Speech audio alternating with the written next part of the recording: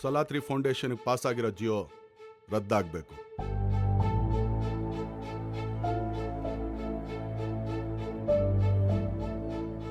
ಮುಚ್ಚೋಗಿರೋ 12,000 ಸರ್ಕಾರಿ ಶಾಲೆಗಳು ತೆಗಿಬೇಕು. ಕುಸ್ತೋಗಿರೋ 200 ಶಾಲೆಗಳು ಮತ್ತೆ ಎದ್ದು ನಿಲ್ಲಬೇಕು.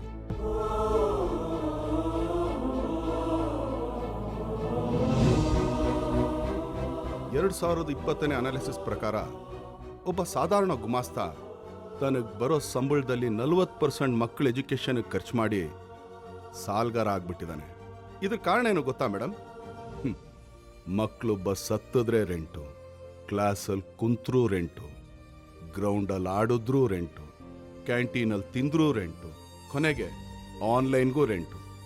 ಈ ರೆಂಟ್ನ ಕಟ್ಟಿ ಕಟ್ಟಿ ಪೇರೆಂಟ್ ಪೇ ಎ ರೆಂಟ್ ಆಗ್ಬಿಟ್ಟಿದ್ದಾನೆ. ಶಿಕ್ಷಣ ಅನ್ನೋದು ವ್ಯಾಪಾರ ಆಗಬಾರ್ದು.